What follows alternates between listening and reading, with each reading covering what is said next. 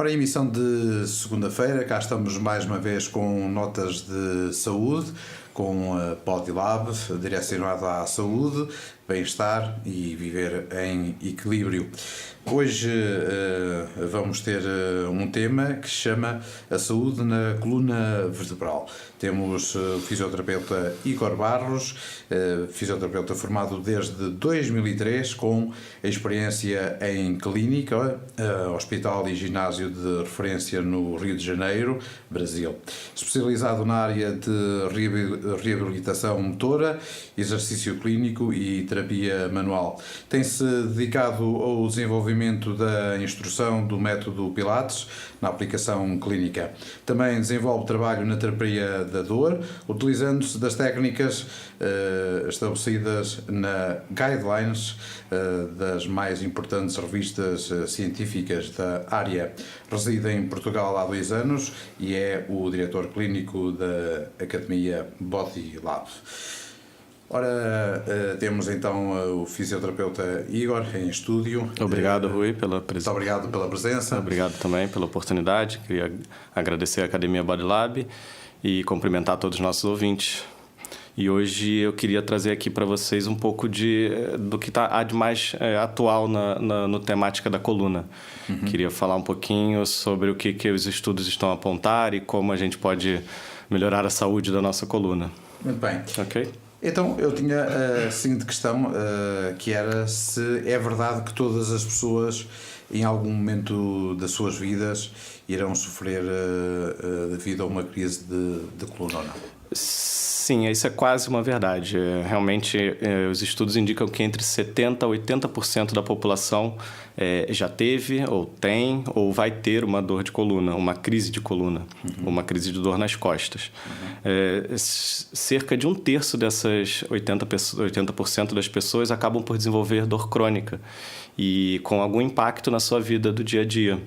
A dor lombar, ou a lombalgia, é a maior dessas dores na coluna e que representa hoje em dia um montante de quase 540 milhões de pessoas no mundo. E atinge principalmente adultos na fase produtiva, entre seus 30 e 60 anos.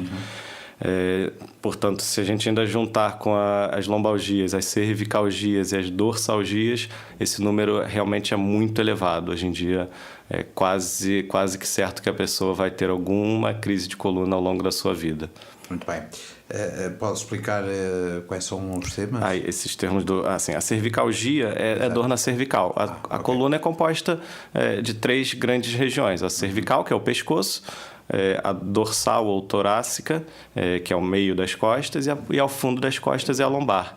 A cervicalgia apenas diz que é uma dor na área cervical, na região cervical. Não é um diagnóstico, é apenas um termo que designa que a pessoa tem uma dor cervical. Certo. Porque muitas dessas dores, elas não são completamente compreendidas. Muitas dessas crises de coluna são inespecíficas, não existe uma causa definida para as crises. Portanto, muitas vezes a gente vem do médico com o parecer dele a dizer que temos uma lombalgia. Pode ser uma dor muscular, pode ser uma contratura. No pescoço temos as torcicolos, são muito comuns. Exatamente. Então, os termos só se referem a isso, a dor na coluna. Dor na região da coluna que a gente está a falar. Lombalgias, cervicalgias ou dorsalgias. Muito bem. Entretanto, porque o sofrimento de algumas pessoas com dores de coluna parece não ter fim? Sim, não sempre a queixar-se, sim, não é? Sim. E enquanto outras se resolvem mais rapidamente o problema. Passam pela crise muito mais fácil, né? Para falar disso, a gente tem que, primeiramente, explicar um pouquinho a diferença entre dor aguda e dor crônica. A dor crônica, normalmente, ela já foi aguda alguma vez. Quer dizer, é uma dor que passou daquele período de resolução do próprio corpo. A dor aguda dura até 3 meses. Então, isso é só uma definição. É claro que não passa de 3 meses para 3 meses e 1 dia já vira uma dor crônica. Não, a dor crônica vai se instalando aos poucos. Ela acaba por ter várias características específicas de dor, mas normalmente é a dor que passa dos 3 meses. Porque a dor aguda é apenas um alarme do corpo a alguma coisa que não está bem. Provavelmente um sinal do corpo de que a gente deve cuidar melhor do corpo naquele momento. E muitas vezes a gente não tem a causa da dor da coluna. Ela simplesmente aparece como uma inflamação ou como uma contratura muscular e o corpo mesmo se resolve. Está provado que algumas pessoas passam por essa crise de coluna até mesmo sem ajuda médica, sem ir ao médico ou sem ir ao fisioterapeuta. Elas, em geral, se mantêm ativas, elas não param completamente os movimentos, é um repouso relativo, elas deixam de fazer cargas importantes na coluna. Por exemplo, uma pessoa que corre, quando tem uma crise de coluna, ela deixa de correr por um período. Claro. Mas aos poucos ela vai se movimentando, caminha, mantém-se ativa em casa e muitas vezes elas resolvem as dores sozinha. O corpo dá conta daquilo sem precisar de alguma ajuda. Certo. Só que em algum momento alguma coisa dá errado e as dores crônicas aparecem quando o corpo não desliga esses alarmes. A pessoa ainda continua com a sensação de que alguma coisa vai mal na coluna. E muitas vezes já não há inflamação, já não há nenhuma lesão que justifique aquela dor na coluna. O que a gente encontra são pessoas que têm pouca mobilidade ou se movimentam muito pouco, acabam por passar a maior parte do tempo sentadas, não fazem exercícios há muito tempo. A gente encontra outros fatores associados que não só o físico, por exemplo, as pessoas com dor crônica muitas vezes dormem mal ou se alimentam mal, ou, por exemplo, tiveram um estresse muito forte e continuam estresse sob estresse no seu trabalho ou em casa, né, a fazer as suas atividades do dia a dia, mas não estão tranquilas, não estão com a saúde em dia. E, em geral, assim que aparecem as dores crônicas, quando há um conjunto de fatores que influenciam aquela pessoa a não se sentir muito bem. Em geral, a inflamação já não aparece. Essa é a grande dúvida das pessoas. Dizem, eu tenho dor há mais de 3 anos, tem alguma coisa na minha coluna que está ali a me magoar. E, na verdade, quando a gente faz exames, os exames não apontam que exista uma lesão que realmente justifique aquela dor. Não justifica. Na verdade, é um conjunto de coisas que a pessoa... um conjunto de fatores que tem na vida dela que acabam por provocar a dor. É um alerta apenas. Isso que a dor crônica é. Muito bem. As dores importantes, as dores que são graves na coluna, representam no máximo 10% das dores gerais. Ou seja, tumores, fraturas, quando tem uma envolvência maior dos nervos, os nervos são comprimidos. Em geral, são 5 a 10%, são chamadas red flags, ou bandeiras vermelhas, que o terapeuta ou o profissional de saúde deve estar atento para não confundir com uma dor comum de coluna, uma dor crônica comum. São sinais, por exemplo, de pessoas que vêm depois de uma queda, ou então que por acaso estão com uma infecção, ou que perderam peso recentemente. Isso traz o alerta para a gente procurar os piores problemas. Se esses problemas forem descartados, com a ajuda do médico, com a ajuda de exames, é possível que aquela dor se enquadre no caso de dores crônicas. A grande questão é que muita gente sofre incapacidade com a dor crônica, deixa de trabalhar ou tem uma qualidade de vida muito ruim. E essas pessoas, sim, elas têm indicação de serem acompanhadas por especialistas. Não só no exercício, muitas vezes tem fatores psicológicos muito fortes, estresse ou ansiedade muito forte, às vezes até depressão, e estão muito, muito associadas à dor de coluna. Então, às vezes, mais de um profissional é necessário nesse caso. Muito bem. Realmente, eu ia lhe procurar se existe uma associação direta entre a nossa postura e a dor, porque muitas das vezes ouvimos dizer estás mal sentado, estás mal apoiado. Sim. Existe alguma situação dessa? Não tanto quanto a gente pensa, não é tanto assim. Não. Em geral, se fosse para ter dor com a má postura, a gente provavelmente teria dor uma grande parte da vida. Já que a nossa postura se mantém quase igual por muito tempo, a dor também deveria estar presente quase o tempo todo. Na verdade, a postura ruim acaba por ser só uma consequência. Certo. É uma pessoa que se movimenta pouco, trabalha muito sentada, e voltamos àqueles mesmos fatores. Pratica pouco exercício, ou seja, tem a musculatura pouco desenvolvida.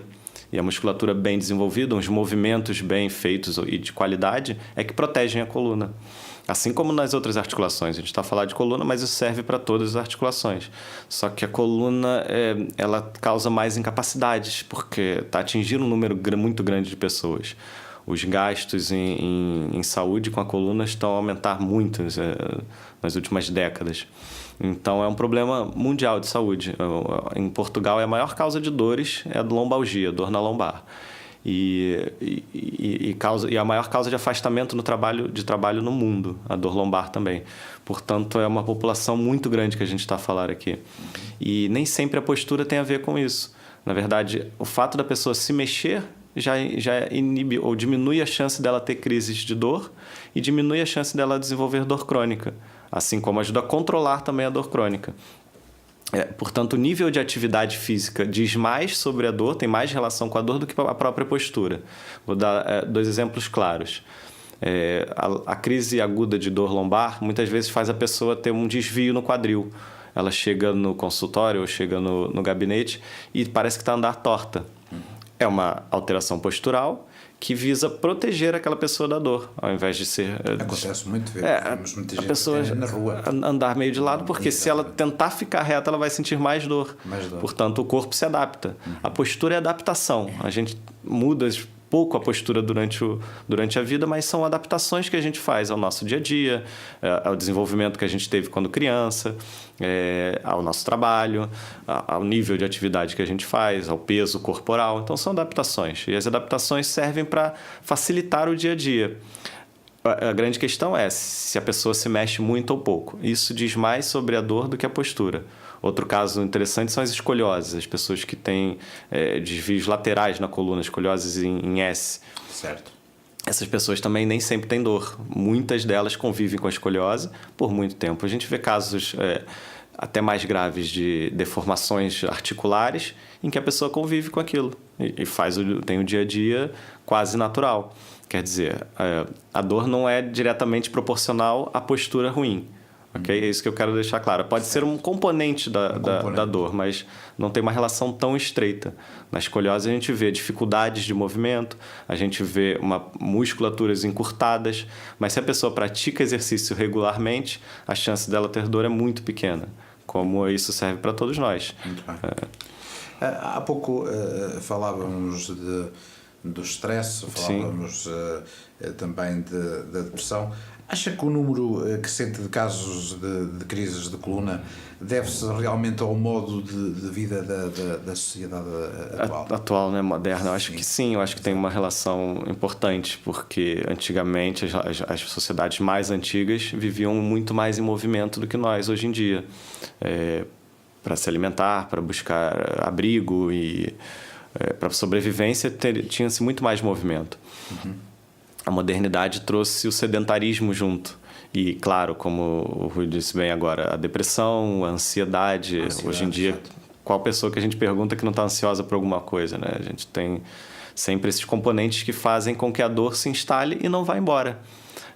Muitas vezes a dor crônica não precisa ser tratada apenas pelo fisioterapeuta. Tenho dor na coluna crônica, vou ao fisioterapeuta, ele vai melhorar. Nem sempre isso é verdade. Às vezes precisamos de ajuda de outros profissionais. O psicólogo, existe a terapia comportamental, cognitivo-comportamental, que mostra para a pessoa que ela pode se movimentar com segurança, tira ela daquele medo de se mexer.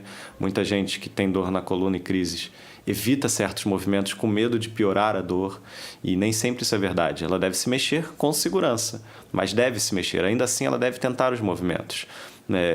Claro, tudo isso tem que ser bem avaliado. É claro que quando a ajuda profissional é requerida, o profissional tem que estar apto a avaliar todos os pontos dessa dor, mesmo que não seja da área dele. Agora, na avaliação de dor, a gente usa questionários, por exemplo, sobre as crenças da pessoa em relação às dores. Acha que se eu fizer exercício a dor pode piorar? A minha coluna é frágil, ela pode piorar com certos movimentos. E muita gente acredita mesmo que isso é verdade e não tem relação direta. A pessoa deve tentar se mexer gradativamente, gradualmente, com bom acompanhamento e possivelmente ela vai conseguir se mexer melhor. Eu trabalho com essa linha de pensamento. Melhorar a função, otimizar a musculatura, fazer com que os músculos funcionem da melhor forma. É claro que o alongamento, a respiração são importantes.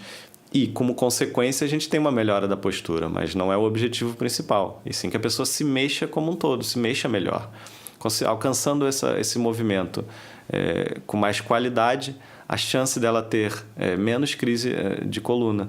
E ainda assim, mesmo que ela tenha dor, que não suma de vez, a dor vai estar em um nível mais baixo, em que seja possível ela viver sem grandes problemas no dia a dia, né? Isso é que é o principal. Mas sim, a sociedade atual parece que está a piorar muito, é muito estresse, se alimentamos mal. Nos alimentamos, exato. E pouca água, muita gente bebe pouca água e a coluna precisa da água para estar bem equilibrada, para ter os seus discos vertebrais mais cheinhos e amortecer melhor os movimentos e ter mais mobilidade, é importante. Muito bem. Entretanto, falando sobre a sociedade, também queria falar um pouco sobre a saúde da coluna e da postura nas crianças, que pouco se fala sobre isso. E as crianças hoje, penso eu, que também têm uma postura que não é a mais correta quando estão com os tablets ou os telemóveis, com a cervical toda dobrada, olhar para o ecrã. Na verdade é a mesma coisa que eu estava a falar antes. A postura em si não é o grande vilão. Antigamente as pessoas paravam também para ler jornais. Certo. Tudo bem, não estava nas crianças, hoje em dia começa isso mais cedo. Mas ficavam com a cabeça sempre para baixo também para ler os jornais, liam muitos livros. E não é por aí. Na verdade, isso é ruim pela falta de movimento que traz. A pessoa está no telemóvel e a criança não brinca mais. Fica ali estabilizada. Ou em casa com os consoles. Exato. Não está a se mexer. A criança, a coluna está a se formar desde lá de baixo, desde a infância. Está a receber carga desde o primeiro ano de vida. Então, os músculos precisam estar fortes. A criança precisa ter mobilidade, precisa se mexer. Para a criança, o mais importante é atividades físicas, não precisa ser exercício com físico direcionado ou com especialistas. Pode até ser, mas o ideal para a criança é brincar livremente. Brincar na rua, se pendurar, dar cambalhotas, rolar no chão. Tudo isso traz movimento para a coluna.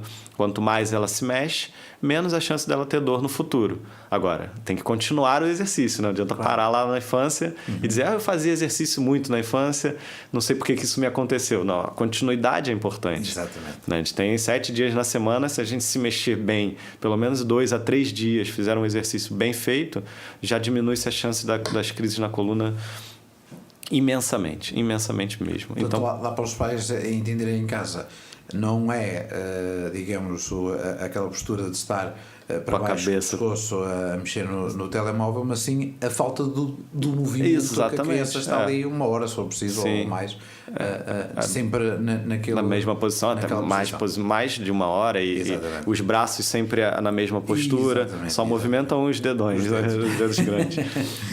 O engraçado é que hoje em dia parece que os pais têm que mandar as crianças para a rua. Antigamente a gente tinha que ser mandado para voltar para casa porque ficava na rua por muito tempo. Brincar com os colegas, enfim. Agora é difícil. Eles não saem de casa. Não saem de casa. Tudo em casa. Todas as técnicas em casa. Então, para os pais falar que eles devem se mexer, movimentar. Nas escolas, cada vez as mochilas são maiores, mais pesadas, os manuais. Andação no ombro, desequilibra, tudo desequilibra um pouco as musculaturas. O ideal é que seja a mochila bem equilibrada, bem próxima ao tronco, bem ajustada às alças. Mas mais importante do que isso, volto a dizer, é se movimentar. O exercício. Sempre. Muito bem. Entretanto, e para terminarmos esta temática, quais as suas recomendações para uma coluna então um pouco mais saudável? Um pouco mais saudável. Então, é um pouco de tudo que eu estava falando até agora, né? Claro. Se mexer, movimentar. Não existe provado nenhum exercício que seja muito superior aos outros, principalmente quando a gente fala sobre dor crônica. Quando a gente fala sobre dor crônica, todos os exercícios ajudam um pouco a pessoa. Qualquer exercício, quero dizer, qualquer exercício que ela goste de fazer. Ela tem que ter prazer em fazer o exercício. Ela tem que estar com vontade de praticar aquele movimento, praticar aquele exercício. Ela não pode se sentir obrigada a fazer. A dor crônica passa, como eu disse, muitos fatores psicológicos e emocionais. Obrigar a pessoa a fazer mais um exercício pode ser até pior. A grande dica primeira é caminhar. É grátis, todo mundo pode fazer na rua, claro, salvo o tempo se não tiver muito frio como hoje aqui em Viseu. Mas caminhar, quanto mais caminhar, melhor. Tem que ser gradativo, tem que ser. A pessoa que nunca caminha não vai caminhar por 1 hora no primeiro dia. Claro. Se calhar caminhar por 5 minutos, a 10 no primeiro, 20 no segundo, na segunda semana. Aumentar aos pouquinhos. Beber muita água também ajuda a prevenir dores. Alimentar-se bem, evitar comidas processadas, frituras. Quanto melhor se alimentar, também mais saudável está seu corpo. Mais nutrientes ele tem para lidar com os problemas do corpo, do dia a dia, da coluna, inclusive. Claro. Então, ter boas bases para o seu corpo. Dormir bem, é essencial dormir bem para evitar uma dor na coluna. Não existe uma postura boa para dormir. Outra coisa que as pessoas me perguntam muito. Como eu devo dormir, então? De lado, com travesseiro, com almofada. Com travesseiro alto, baixo. Não tem nada a ver. Não. Dorme como achar melhor, como se sente confortável. Sentir mais confortável. Exatamente. Normalmente a dor que aparece de manhã tem outras causas. Tem a causa do dia anterior, tem o fato de dormir mal, tem o fato dos estresses ou de se movimentar pouco. Portanto, dormir na hora de dormir é que a pessoa não deve pensar em estar em uma postura boa. Deve simplesmente descansar. Esse que é o papel do sono.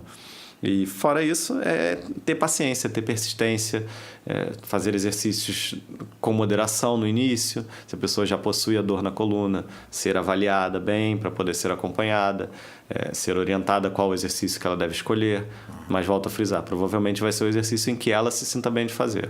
Esse é que vai ser o melhor para ela. E viver em equilíbrio. Muito bem. Ok. Entretanto, eu sei que nesta parte, nesta temática saúde na coluna vertebral, também há, digamos, um segundo episódio que é compreender e combater a dor, que Exato. Vamos guardar para a próxima semana. Próxima conversa, porque a dor é um assunto muito extenso, então o ideal é que Exatamente. A gente conseguisse falar em outro momento também. Vamos então prometer aos nossos ouvintes que voltamos para a próxima segunda-feira com as notas de saúde e com essa mesma temática. Damos então por terminado. Muito obrigado por estar aqui em estúdio. As notas de saúde com um Body Lab direcionado à saúde, bem-estar e viver em equilíbrio. Não esqueça que estamos também em cadeia com a Rádio Cultura de Ceia em 93.6 e se não ouviu o Igor Barros, fisioterapeuta, nesta hora, às 11 horas, poderá ouvir mais logo na repetição das 21 horas. Muito obrigado de novo. Obrigado.